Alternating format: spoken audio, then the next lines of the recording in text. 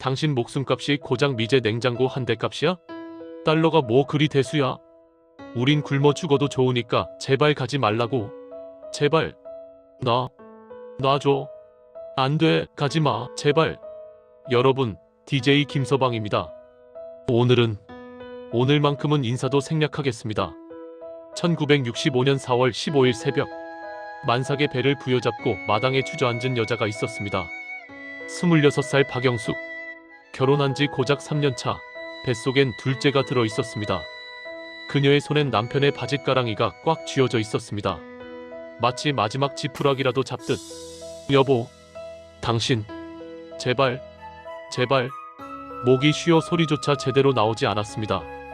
밤새 울어서, 아니 사실은 사흘밤을 꼬박 울어서 목청이 다 갈라져 있었습니다.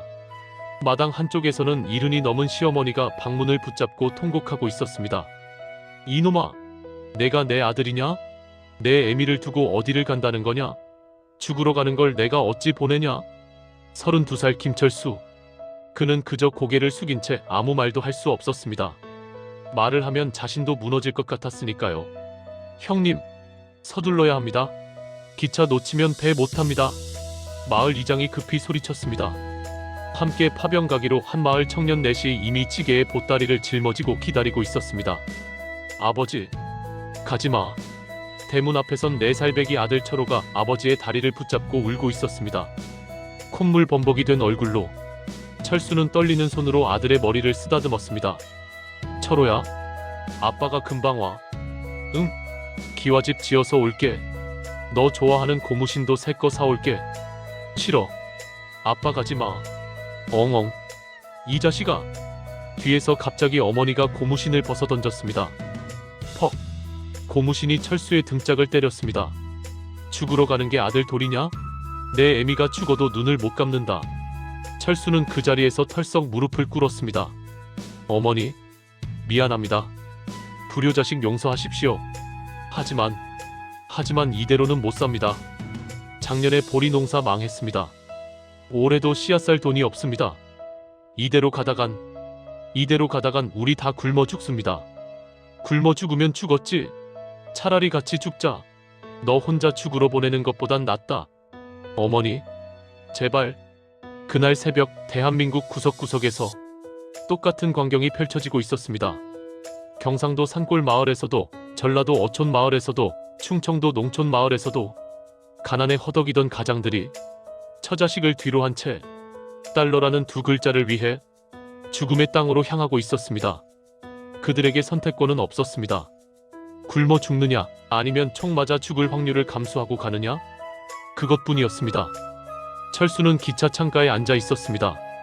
창밖으로 점점 작아지는 고향 마을이 보였습니다. 연기처럼 사라지는 집들. 저 멀리 아직도 대문 앞에 서서 손을 흔드는 어머니와 아내의 모습이 희미하게 보였습니다. 형님, 괜찮습니까? 옆자리에 앉은 21살 박일병이 조심스럽게 물었습니다. 철수는 대답 대신 고개만 끄덕였습니다. 말을 하면 눈물이 쏟아질 것 같았으니까요. 객차 안은 조용했습니다. 40명 가까운 장정들이 타고 있었지만 아무도 말이 없었습니다. 누군가 훌쩍이는 소리만 간간히 들렸습니다.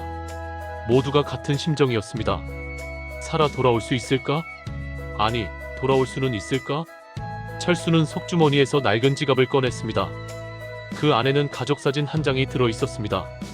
작년 설날 사진관에 가서 찍은 유일한 가족사진. 10,000원짜리 사진 한 장 찍는 게 얼마나 사치였는지. 그래도 아내가 제발 한 장만이라고 졸라서 찍었던 사진. 사진 속에서 철호는 아버지 무릎에 앉아 환하게 웃고 있었습니다. 아빠, 꼭 살아서 와야 해. 철수는 사진을 가슴에 꼭 안았습니다. 1965년 당시 대한민국의 현실이 어땠는지 아십니까? 1인당 국민소득 105달러, 쌀 한 가마니 값이 5,000원, 농촌 가구 월평균 소득이 고작 3,000원, 보릿고개만 되면 아이들이 송기죽, 풀죽을 먹고 연명하던 시절이었습니다. 서울 한복판에서도 초등학생들이 배고파서 학교에 못 오는 일이 다반사였습니다.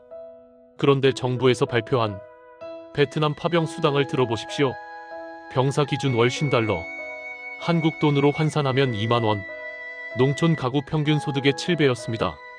하사관은 80달러, 장교는 150달러, 게다가 면세품까지 살 수 있다? 냉장고, TV, 세탁기를 면세로 들여올 수 있다?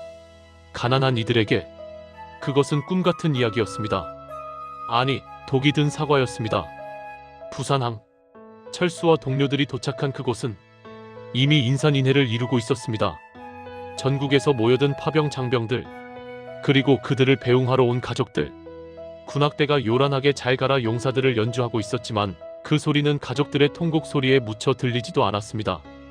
엄마, 엄마, 아버지, 아버지, 오빠, 오빠. 부두는 그야말로 눈물바다였습니다. 철수는 배에 오르기 전 마지막으로 고향을 향해 절을 올렸습니다. 어머니, 여보, 철호야. 미안하다. 꼭 살아 돌아올게. 승선 시작. 전 병력 승선. 확성기에서 명령이 떨어졌습니다. 철수는 무거운 군장을 짊어지고 배에 올랐습니다. 뒤돌아보니 부두 가득 흰 손수건을 흔드는 사람들이 보였습니다. 흰 손수건. 그것은 살아 돌아오라는 무언의 메시지였습니다. 하지만 모두가 알고 있었습니다. 그 배에 탄 사람들 중 몇 명이 다시 이 부두에 살아서 돌아올지. 배는 천천히 부두를 떠났습니다. 철수는 난간에 매달려 작아지는 부두를, 작아지는 손수건들을, 그리고 점점 사라지는 대한민국을 바라보았습니다. 수송선 문산호. 그 배 안에는 1200명의 장병이 타고 있었습니다. 좁은 선실에 빽빽이 들어찬 젊은이들. 누군가 입을 열었습니다. 형님들, 우리 살아 돌아올 수 있을까요? 20살 남짓한 신병이었습니다. 아무도 대답하지 않았습니다. 대답할 수가 없었습니다. 야, 무슨 소리야? 우리 다 살아서 돌아와야지. 누군가 애써 밝은 목소리로 말했지만 그 목소리엔 떨림이 묻어 있었습니다. 철수는 선실 구석에 앉아 다시 한번 가족 사진을 꺼내 보았습니다. 어둠 속에서도 선명하게 보이는 아들의 웃음. 철호야, 아빠가 꼭 살아서 돌아간다. 꼭.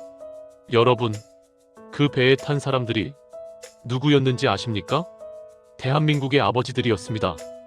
대한민국의 아들들이었습니다. 대한민국의 오빠들이었습니다. 21살부터 35살까지 인생에서 가장 꽃다운 나이의 젊은이들이 가족을 먹여 살리겠다는 그 하나의 이유로 죽음의 땅으로 향하고 있었습니다. 그들은 영웅이 되고 싶어서 간 게 아니었습니다.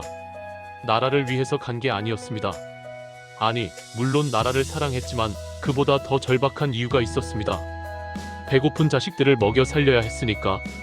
빚쟁이를 피해 다니는 아내를 보기 싫었으니까. 늙으신 부모님께 기와집 한 채 지어드리고 싶었으니까. 그들의 꿈은 거창하지 않았습니다. 쌀밥 한 끼 배불리 먹는 것, 따뜻한 아랫목에서 잠드는 것, 자식에게 새 옷 한 벌 사주는 것. 그게 전부였습니다. 그런데 그 작은 꿈조차 대한민국에서는 이룰 수가 없었습니다. 그래서 그들은 베트남으로 갔습니다. 피 묻은 달러를 벌기 위해. 철수는 잠이 오지 않아 갑판으로 나왔습니다. 칠흑 같은 바다. 그 위로 별들이 쏟아지고 있었습니다. 형님도 잠이 안 오십니까? 뒤에서 박일병이 다가왔습니다. 그래, 너도? 예. 자꾸 집 생각이 나서요. 우리 엄마가 마지막에 우시면서 꼭 살아 돌아오라고 그러셨거든요. 박일병의 목소리가 떨렸습니다. 철수는 담배를 한 대 꺼내 물었습니다. 성냥을 그을 때 손이 떨렸습니다. 박일병, 우리 약속 하나 하자. 예. 우리 둘 다 꼭 살아서 돌아가자. 서로 등을 지켜주면서. 알았지? 예. 형님, 꼭 그렇게 하겠습니다. 두 사람은 그렇게 칠흑 같은 바다를 바라보며 살아 돌아가겠다는 약속을 했습니다. 하지만 그들은 몰랐습니다. 그 약속이 얼마나 지키기 어려운 약속인지, 앞으로 펼쳐질 지옥이 얼마나 처참한지. 1965년 4월 21일 첫 번째 수송선이 베트남 땅에 도착했습니다. 420 항구. 낯선 나라, 낯선 언어, 낯설고도 무더운 공기, 그리고 멀리서 들려오는 포성. 철수와 동료들은 그제야 실감했습니다. 아, 이곳이 진짜 전쟁터구나. 여기서 우리가 정말 싸워야 하는구나. 어떤 이는 그 자리에서 다리가 풀려 주저앉았습니다. 어떤 이는 구역질을 했습니다. 어떤 이는 그저 하늘을 올려다보며 눈물을 흘렸습니다. 철수는 군장을 짊어지고 동료들과 함께 트럭에 올랐습니다. 트럭은 정글 속으로 달려갔습니다.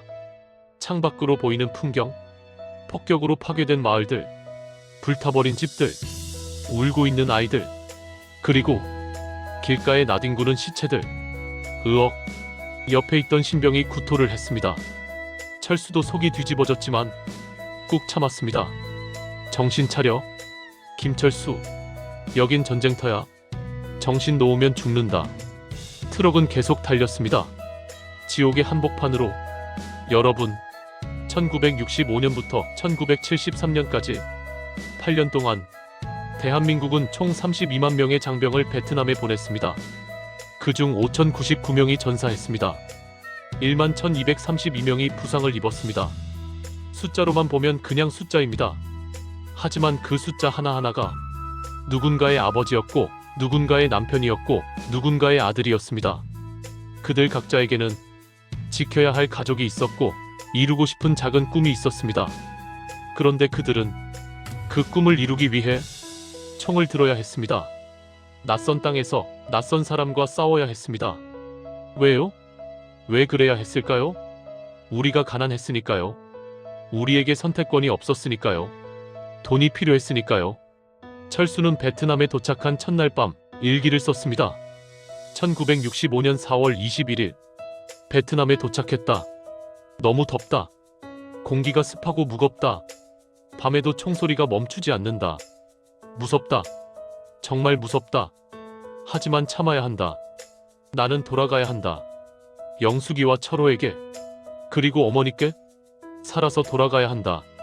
어떻게든. 그래서 약속을 지켜야 한다. 기와집을 짓겠다던 그 약속, 꼭 지키고 말 것이다. 여러분, 이것이 시작이었습니다.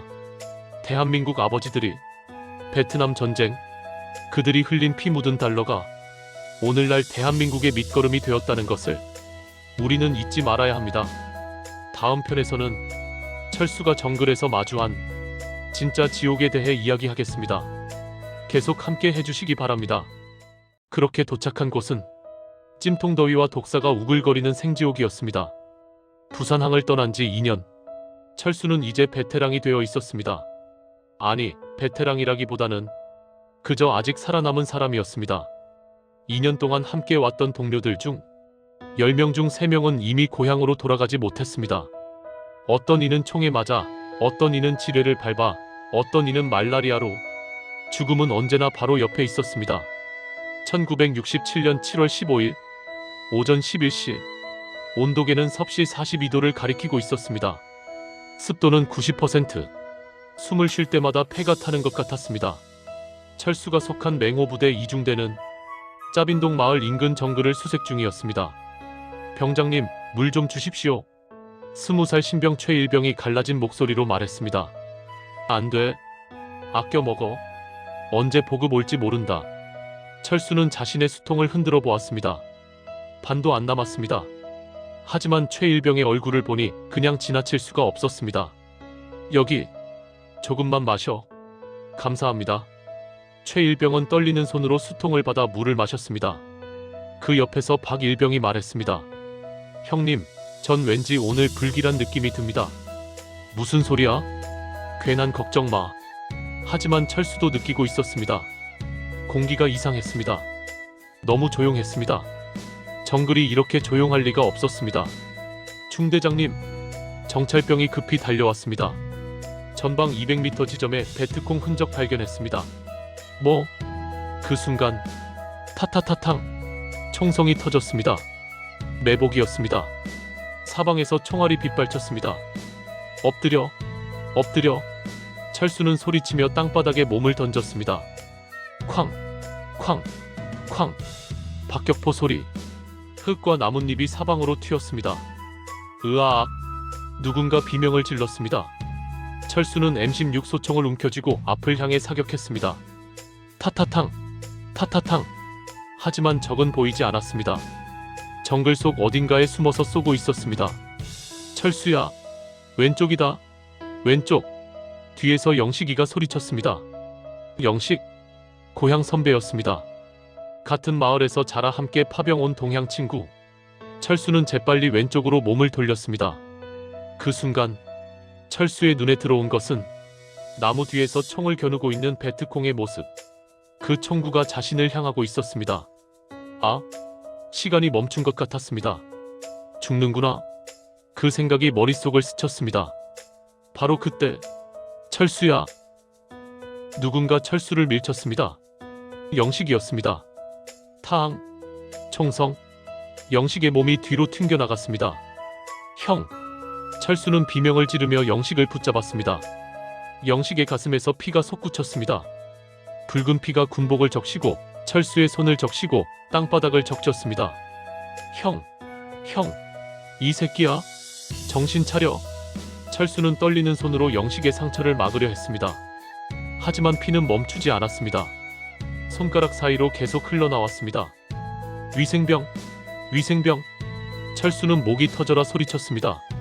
영식이 철수의 손을 붙잡았습니다. 힘없는 소나기, 피 묻은 손. 철수야, 형 말하지 마. 괜찮아. 금방 나아. 거짓말 하지 마. 영식이 피를 토하며 웃었습니다.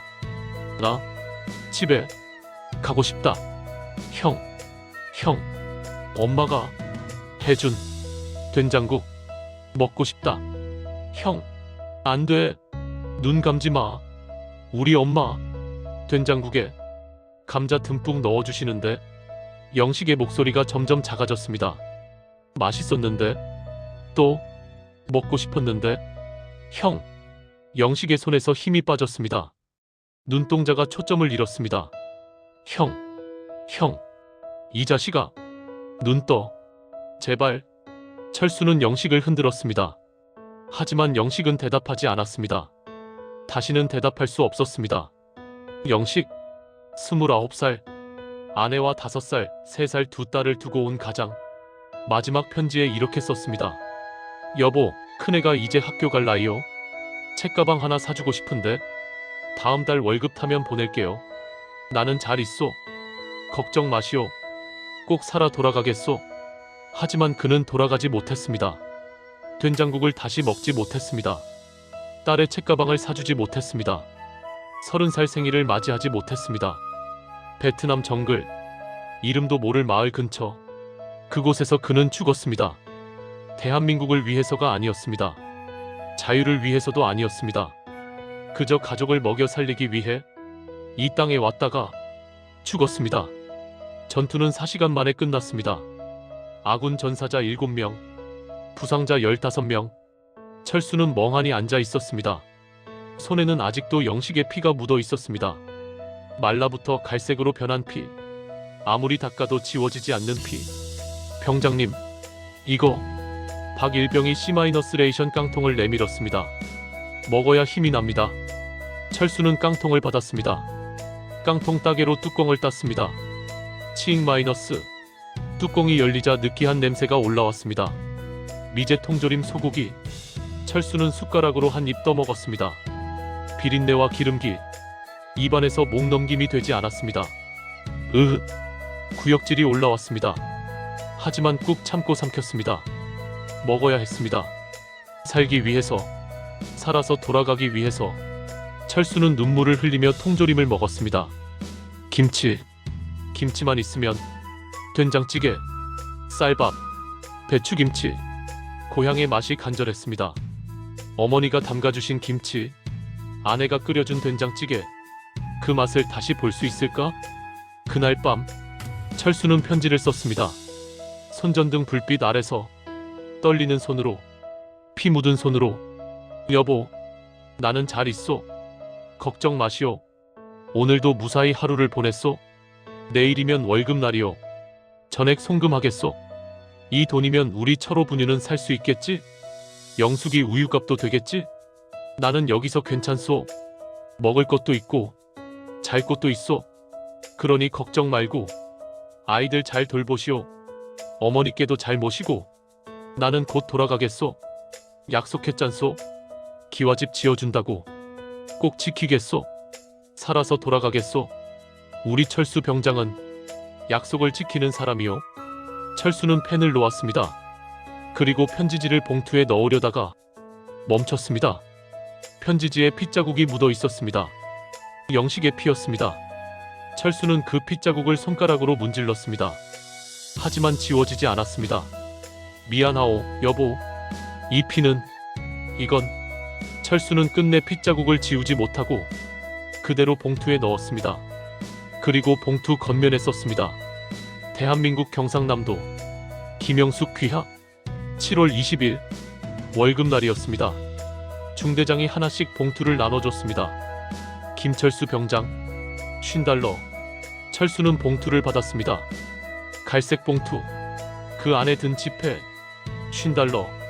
한국 돈으로 2만 원. 철수는 봉투를 열지도 않고 그대로 환전소로 갔습니다. 전액 환전이요? 전액이요? 하나도 안 쓰시게요? 환전소 직원이 놀라서 물었습니다. 대부분의 병사들은 5달러, 10달러는 쓰고 나머지만 환전했습니다. 담배도 사고, PX에서 초콜릿도 사고, 면세품도 샀습니다. 하지만 철수는 달랐습니다. 네? 전액이요? 진짜 대단하시네요. 병장님. 직원이 혀를 찼습니다. 철수는 환전한 돈을 들고 우체국으로 향했습니다. 송금 신청서를 작성했습니다. 수신인 김영숙. 금액 2만 원. 떨리는 손으로 사인을 했습니다. 여보, 이 돈이면 한 달은 먹고 살겠지? 철수는 중얼거렸습니다. 그리고 생각했습니다. 만약 내가 죽으면 사망보상금이 나온다지? 얼마라고 했더라? 1000달러? 아니, 1500달러? 그 돈이면 여보 평생 안 굶어도 되겠지? 철호도 대학까지 보낼 수 있겠지? 철수는 고개를 저었습니다. 아니야. 무슨 생각을 하는 거야? 하지만 그 생각을 지울 수가 없었습니다. 전우들 사이에서 은밀하게 도는 이야기. 차라리 죽는 게 가족한테는 나을지도 몰라. 사망보상금이 10년치 월급이래. 우리가 10년을 살아서 돈 보내는 것보다 죽어서 한 번에 보상금 주는 게 낫겠지. 끔찍한 계산이었습니다. 인간의 목숨을 돈으로 계산하는 것. 하지만 그것이 현실이었습니다. 그들의 목숨은 달러로 환산되었습니다. 피 묻은 달러. 죽음의 대가로 받는 달러.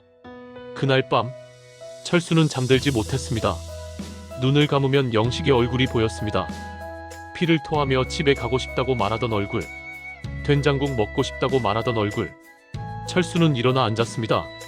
주머니에서 가족 사진을 꺼냈습니다. 손전등을 켜고 사진을 들여다보았습니다. 철호의 얼굴. 영숙의 얼굴. 미안해. 미안해. 철수는 사진을 가슴에 안았습니다. 나도 집에 가고 싶어. 나도 된장국 먹고 싶어. 나도 따뜻한 아랫목에서 자고 싶어. 근데 눈물이 주르륵 흘러내렸습니다. 근데 돈을 벌어야 해. 너희를 먹여 살려야 해. 그래서 여기 있어야 해. 철수는 흐느꼈습니다. 옆에서 자던 박일병이 깼습니다. 형님, 괜찮으십니까? 응, 괜찮아. 거짓말 마십시오. 다 들렸습니다. 박일병이 일어나 앉았습니다. 형님, 저도 그래요. 저도 집에 가고 싶어요. 매일 밤 꿈에 우리 엄마가 나와요. 손 흔들면서 빨리 와라 그러세요. 근데 못 가잖아요. 두 사람은 말없이 앉아 있었습니다. 어둠 속에서, 정글 속에서, 집에서 1만 킬로미터 떨어진 곳에서, 그날 밤 베트남 정글 어딘가에서 수천 명의 대한민국 젊은이들이 똑같이 잠들지 못하고 있었습니다. 어떤 이는 가족 사진을 보며 울고, 어떤 이는 편지를 쓰며 눈물을 훔치고, 어떤 이는 그저 천장을 바라보며 집에 가고 싶다고 중얼거렸습니다. 그들은 영웅이 아니었습니다. 그저 평범한 사람들이었습니다. 가족을 사랑하는 평범한 사람들, 쌀밥 한 끼가 간절한 평범한 사람들. 하지만 그 평범한 사람들이 이 지옥 같은 곳에서 목숨을 걸고 싸우고 있었습니다. 왜요? 가난했으니까요. 선택권이 없었으니까요. 달러가 필요했으니까요. 그들의 피는 달러로 환산되었습니다. 그들의 눈물은 무시되었습니다. 그들의 악몽은 기록되지 않았습니다. 하지만 그들은 싸웠습니다. 살아남기 위해, 가족에게 돌아가기 위해, 그 약속을 지키기 위해. 철수는 막사 밖으로 나왔습니다. 밤하늘을 올려다보았습니다. 별이 쏟아지고 있었습니다. 한국에서 보던 그 별들, 저 별빛이 고향까지 닿을까? 철수는 중얼거렸습니다. 영수가, 철호야, 너희도 이 별 보고 있니? 아빠가 여기 있단다. 살아있단다. 꼭 돌아갈 거란다. 하지만 그 약속을 지킬 수 있을지 철수는 확신할 수 없었습니다. 내일이면 또 전투가 있을 것입니다. 또 누군가 죽을 것입니다. 그게 자신일 수도 있습니다. 하지만 그래도 살아야 했습니다. 약속을 지키기 위해. 여러분, 영식이는 고향으로 돌아갔습니다. 관 속에 담겨서 그의 아내는 남편의 관을 붙잡고 사흘밤을 울었다고 합니다. 5살 딸은 아빠 왜 안 일어나? 라고 물었다고 합니다. 다음 편에서는 그렇게 돌아온 관과 그 관을 맞이한 가족들의 이야기를 전하겠습니다. 계속 함께 해주십시오. 여러분, 그 피 묻은 달러가 모여서 무엇이 되었습니까? 바로 대한민국의 척추, 경부고속도로가 되었습니다. 서울에서 부산으로 향하는 경부고속도로, 시속 100km로 달리는 차 한 대. 운전석에는 32살 청년 김민재가 앉아 있었습니다. 조수석에는 81살 할아버지 김철수가 창밖을 바라보고 계셨습니다. 할아버지, 괜찮으세요? 멀미하세요? 아니야. 괜찮다. 할아버지의 목소리가 떨렸습니다. 민재는 백미러로 할아버지를 힐끗 쳐다봤습니다. 할아버지는 창밖만 뚫어지게 바라보고 계셨습니다. 주름진 손이 창문을 어루만지고 있었습니다. 마치 무언가 소중한 것을 쓰다듬듯. 할아버지? 할아버지는 대답이 없었습니다. 그저 눈물만 주르륵 흘리고 계셨습니다. 일주일 전 민재는 할아버지 댁 다락방을 청소하다가 낡은 나무 상자 하나를 발견했습니다. 먼지가 수북이 쌓인 상자. 이게 뭐지? 민재는 상자를 열었습니다. 그 안에는 오래된 앨범과 편지 뭉치, 그리고 군복 조끼에 달린 훈장들이 들어있었습니다. 이게 할아버지 거? 민재는 앨범을 펼쳤습니다. 흑백 사진들, 젊은 할아버지의 모습, 군복을 입고 총을 든 모습, 동료들과 함께 찍은 사진, 그리고 사진 뒷면에 적힌 글씨. 1967년 베트남 짜빈동에서 함께 찍은 친구들 중 절반은 이제 없다. 민재는 숨이 멎는 것 같았습니다. 할아버지가 베트남전에 참전하셨어? 민재는 그때까지 몰랐습니다. 할아버지가 그저 평범한 농부였다고만 생각했습니다. 말이 없고 조용하고 가끔 밤에 악몽을 꾸시는 그냥 늙은 할아버지. 그런 줄로만 알았습니다. 민재는 편지들을 꺼내 읽었습니다. 피 묻은 편지지. 떨리는 글씨로 쓰인 편지. 여보, 오늘 전투에서 영식이가 죽었소. 나를 살리려고 대신 총을 맞았소. 미안하오. 내가 살아남아서 미안하오. 하지만 살아야겠소. 당신과 철호를 위해. 민재는 편지를 읽다가 눈물이 났습니다. 할아버지. 그날 밤 민재는 할아버지께 여쭤봤습니다. 할아버지, 베트남 다녀오셨어요? 할아버지는 한참을 말이 없으시다가 천천히 고개를 끄덕이셨습니다. 그래, 왜 말씀 안 하셨어요? 말해서 뭐하나? 다 옛날 일인데. 할아버지의 목소리는 담담했습니다. 하지만 눈빛은 흔들리고 있었습니다. 할아버지, 부산 한번 다녀오실래요? 제가 모시고 갈게요. 부산? 네. 할아버지 고향이잖아요. 할아버지는 한참을 생각하시더니 조용히 고개를 끄덕이셨습니다. 그래, 가보자. 그렇게 민재는 할아버지를 모시고 경부고속도로를 달리고 있었습니다. 할아버지는 계속 창밖만 바라보셨습니다. 스쳐 지나가는 풍경들, 고층 빌딩들, 공장들, 휴게소, 그리고 끝없이 이어지는 도로. 민재야? 할아버지가 처음으로 입을 여셨습니다. 네, 할아버지. 이 도로가 언제 생겼는지 아니? 1970년인가요? 그래, 1970년 7월 7일. 내가 베트남에서 돌아온 지 딱 1년 뒤였다. 할아버지는 천천히 말씀하셨습니다. 그때 나는 텔레비전으로 봤다. 박정희 대통령이 테이프 끊는 거. 경부고속도로 개통식. 할아버지의 손이 떨렸습니다.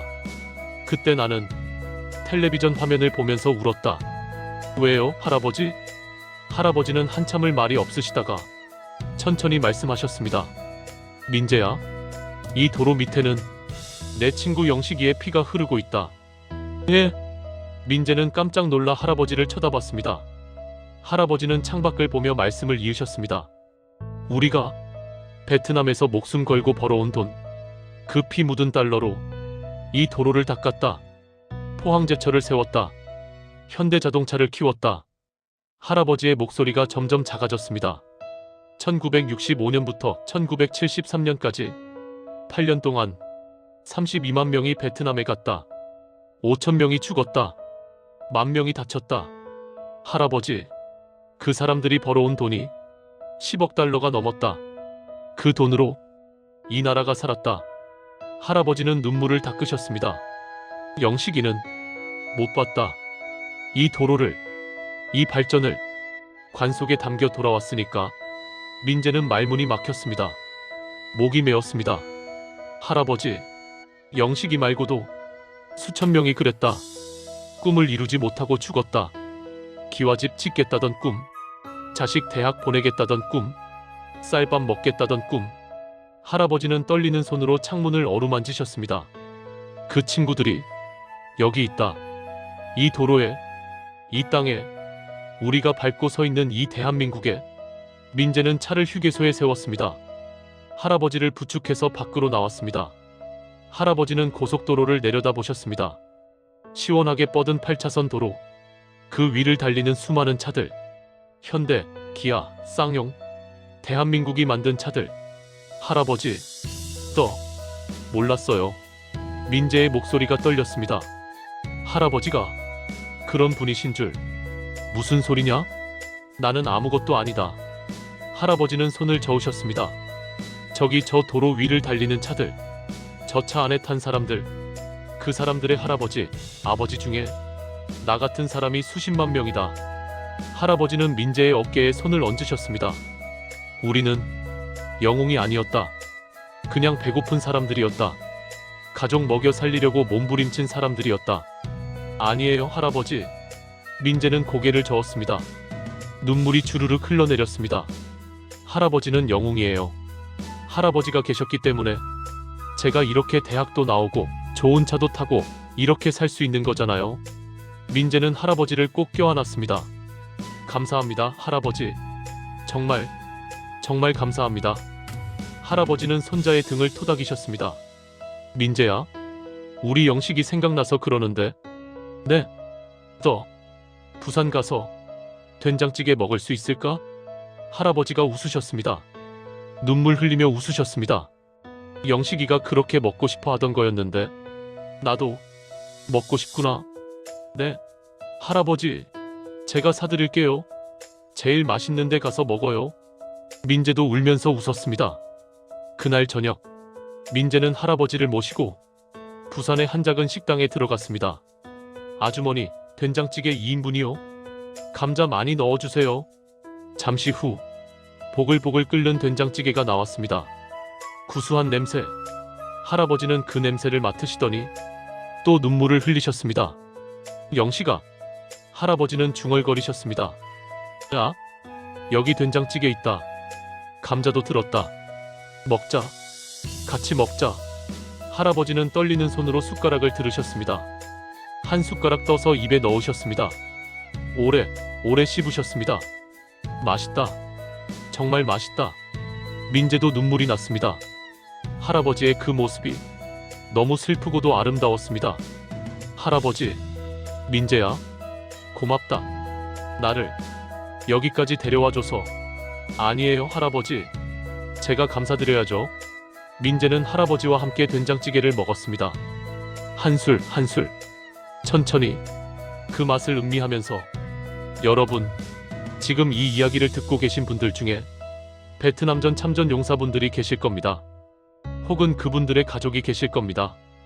여러분께 말씀드립니다. 우리가 누리는 이 풍요? 공짜가 아닙니다. 남의 나라 정글에서 피 흘린 우리 아버지들의 목숨값입니다. 1965년부터 1973년까지 대한민국은 베트남에서 10억 달러를 벌었습니다. 당시 우리나라 1년 예산이 3억 달러였습니다. 10억 달러면 3년치 나라 돈이었습니다. 그 돈으로 무엇을 했습니까? 경부고속도로를 놓았습니다. 포항제철을 세웠습니다. 현대조선소를 만들었습니다. 중화학공업을 일으켰습니다.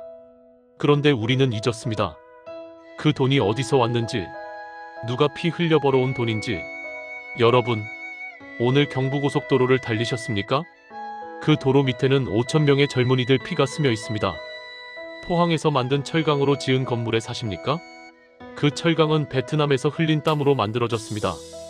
현대차를 타고 다니십니까? 그 차는 정글에서 총 맞으며 번 돈으로 키워진 회사가 만든 겁니다. 우리는 기억해야 합니다. 대한민국의 기적, 한강의 기적, 그 기적 뒤에는 이름도 없이 죽어간 젊은이들이 있었다는 것을. 혹시 지금 이 방송을 보고 계신 분 중에 베트남전 참전 용사분 계십니까? 몸이 여기저기 아프십니까? 고엽제 후유증으로 고생하십니까? 밤마다 악몽에 시달리십니까? 사람들이 당신을 그냥 늙은이라고 생각합니까? 아닙니다. 당신은 환자가 아닙니다. 당신은 늙은이가 아닙니다. 당신은 대한민국을 구한 영웅입니다. 당신이 정글에서 흘린 피 한 방울, 당신이 고향에 보낸 달러 한 장, 그것이 모여서 오늘의 대한민국을 만들었습니다. 1인당 국민소득 105달러였던 나라를 4만 달러 나라로 만들었습니다. 쌀밥도 못 먹던 나라를 세계 10대 경제 강국으로 만들었습니다. 그게 바로 당신입니다. 당신이 영웅입니다. 당신이 주인공입니다. 여러분의 자녀들, 여러분의 손자, 손녀들, 그 아이들이 오늘 배불리 먹고 따뜻한 집에서 자고 좋은 학교에 다니고 좋은 차를 타고 해외여행을 다니는 것, 그게 다 누구 덕분입니까? 여러분 덕분입니다. 베트남 정글에서 목숨 걸고 싸운 여러분 덕분입니다. 부디 자부심을 가지십시오. 당신은 짐이 아닙니다. 당신은 대한민국이 평생 감사해야 할 은인입니다. 당신이 없었다면 오늘의 대한민국은 없었습니다. 그리고 이 방송을 보시는 젊은 세대 여러분, 여러분의 할아버지, 아버지를 한 번 더 안아주십시오. 감사합니다라고 말씀드리십시오. 그분들이 얼마나 대단한 분들인지 우리가 기억해야 합니다. DJ 김서방, 대한민국 베트남전 참전 용사 여러분, 충성, 감사합니다. 존경합니다. 사랑합니다. 여러분이 흘린 피, 여러분이 흘린 땀, 여러분이 흘린 눈물, 결코 헛되지 않았습니다. 여러분 덕분에 대한민국이 살았습니다. 여러분 덕분에 우리가 살았습니다. DJ 김서방, 오늘 이 방송 보시고 가슴이 뭉클하셨다면, 눈물이 나셨다면 댓글 하나만 남겨주십시오. 영웅님 감사합니다. 단 6글자면 됩니다. 그리고 주변에 참전용사 어르신 계시면 한번 안아드리십시오. 감사합니다라고 말씀드리십시오. 구독은 사랑입니다. 좋아요는 힘이 됩니다. 알림 설정까지 해주시면 DJ 김서방이 더 좋은 이야기로 찾아뵙겠습니다. DJ 김서방, 대한민국 만세, 베트남 참전용사 만세. 여러분 모두 영웅입니다. DJ 김서방이었습니다. 충성.